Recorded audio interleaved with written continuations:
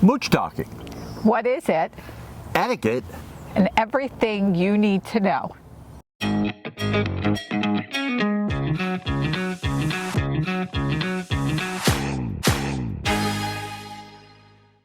Let's talk about what moochdocking is.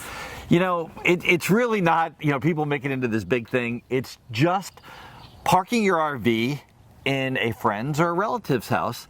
And for the most part, it's free, but I think we should talk about that a little bit too.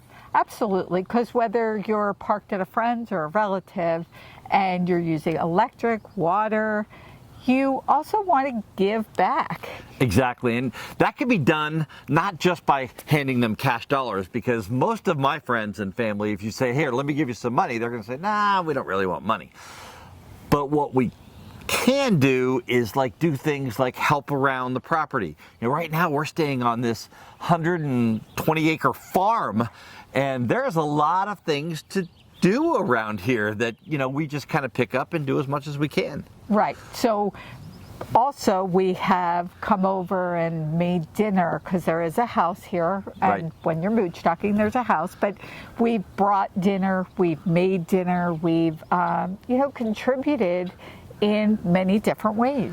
And also, when we were at Harvest Host Places and we came across the country and we bought quite a few bottles of wine, so, we gave Cindy a bottle of wine because we know she likes to have some nice wine with dinner. Right.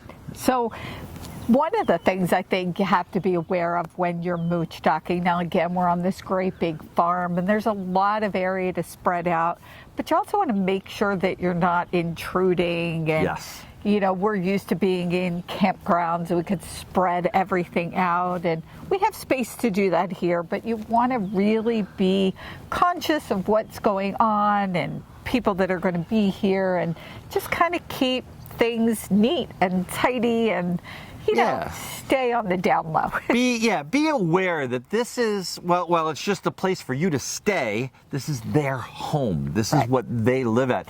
So normally we put a big mat out in front of our area in front. But that just doesn't seem to be proper here. Right. And again, there are certain places like this farm, we probably could spread ourselves out. We have chairs and some table-like things we're actually sitting on, what we're using for tables. And, but it is keeping it neat and organized, I guess is the way to say it. When you're friends or family, sometimes you're just parked in their driveway, basically, or behind the house or beside the house.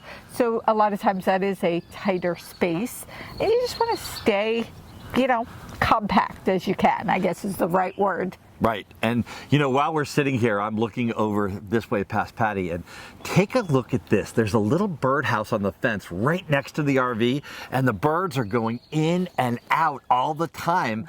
It's just really kind of cool. It is, and they're very cool birds. So it's been interesting to sit and watch them. Now, one of the other things you have to be conscious of, I think, when you're moochdocking, we have a generator, and it's, somebody isn't necessarily going to say don't run it past a certain time, but you want to be aware of those kinds of things, like when to run the generator. Yes. And, a lot of things that you need to think about, like where you park against water and power, and we're going to show you all of those things right now.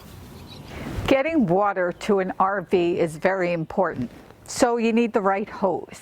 Dan and I made the mistake of buying an inexpensive collapsible hose that after about a day exploded.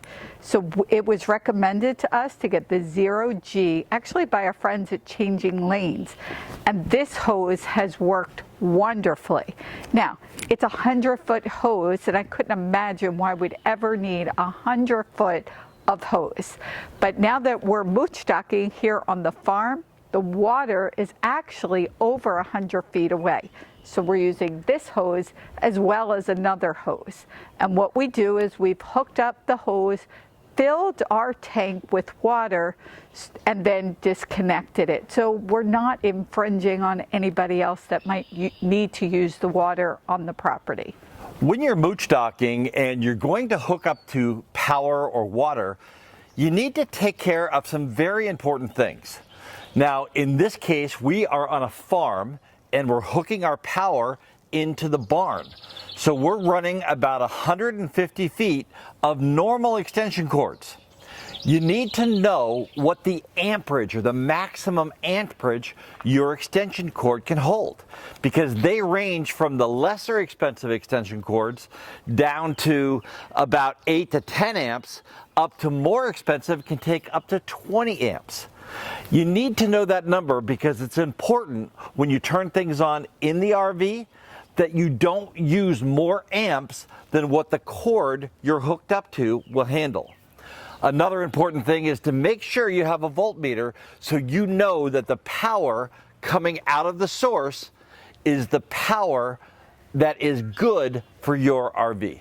Moochdocking can be a great way to stay with and hang out with family and friends.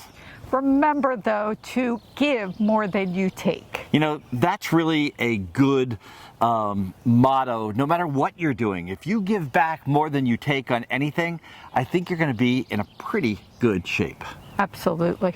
So doing things around the house, whether it's buying dinner or even just giving them cash, it's really a good idea to help out as much as possible. Yes, you want to be invited back. That's right. From Lansdowne, Pennsylvania, I'm Dan Hunt with my incredible wife, Patti Hunt, saying have a great rest of today. And an even better day tomorrow.